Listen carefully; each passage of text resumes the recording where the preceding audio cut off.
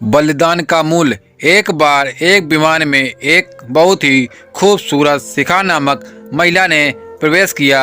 विमान में चढ़कर जब महिला अपनी सीट के पास गई तो उसे अपने बाजू वाली सीट पर एक अपंग व्यक्ति नजर आया जिसके दोनों हाथ कटे हुए थे। महिला को उस अपंग व्यक्ति को देखकर काफी घिन हुई। उसने आवाज देकर एयर होस्टेस को बुलाया और अपनी सीट बदलने के लिए आग्रह करने लगी। एयर होस्टेस ने महिला से सीट बदलने का कारण पूछा तो शिखा बोली, मैं ऐसे व्यक्ति के पास बैठकर सफ़र नहीं कर सकती जिनके दोनों हाथ नहीं हूँ। मैं इस व्यक्ति के प्रति सहज नहीं हूँ।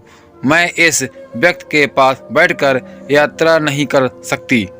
इसलिए प्लीज़ आप मुझे कोई और सीट दे दीजिए। दिखने में शांत और पढ़ी लिखी शिखा के इस तरह के व्यवहार पर एयर होस्टेस अचंभित हुए। एयर होस्टेस ने चारों तरफ देखा लेकिन कोई भी सीट खाली नहीं थी। एयर होस्टेस ने शिखा को कोई भी सीट खाली न होने को कहा और साथ में यह भी यात्रियों की असुविधा का उनका पहला कारण है, इसलिए वह कैप्टन से बात करके कुछ न कुछ हल जरूर निकालेगी। इतना कहकर एयर होस्टेस कैप्टन के पास चली गई। कुछ देर बाद एयर होस्टेस वापस आई और शिखा से बोली, मैडम आपको हुई असुविधा के लिए मैं आपसे माफ़ी चाहती हूँ, लेकिन फिलहाल इस पूरे विमान में एक ही सीट खाली है जो कि बिजनेस क्लास की है। जैसे कि मैंने आपको बताया कि हमारी कंपनी का प्रथम उद्देश्य यात्रियों की सुविधा का ख्याल रखना है, इसलिए हम हमारी कंपनी के इतिहास में पहली बार किसी इकोनॉमी क्लास के यात्री को बिजनेस क्लास में बैठाने जा रहे हैं।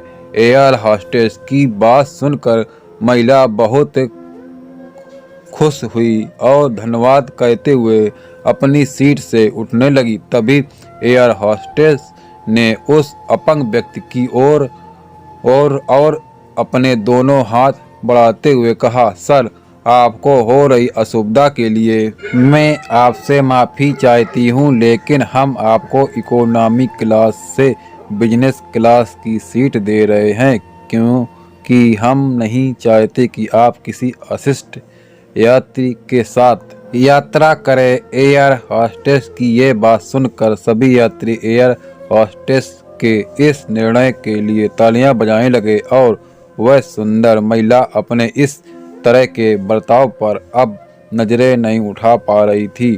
तभी वह व्यक्ति अपनी सीट से उठा और बोला, मैं एक भूतपूर्व सैनिक हूँ। कश्मीर में हुए एक मिशन के दौरान मैंने अपने दोनों हाथ खो दिए, लेकिन मुझे हमेशा खुद पर देश के लिए दिए इस बलिदान पर गर्व होता है। आज जब महिला यात्री की ये बात मैंने सुनी तो मैंने सोचा कि मैंने भी किन लोगों के लिए अपनी जान जोखिम में डाली और अपने हाथ खो दिए, लेकिन जब आप सभी के व्यवहार और सोच को देखा तो मुझे आप खुद पर गर्व महसूस हुआ। इतना कहकर वह यात्री बिजनेस क्लास में चला गया और वह महिला शर्म से पानी पानी हो गई। दोस्तों ये कहानी कैसी लगी?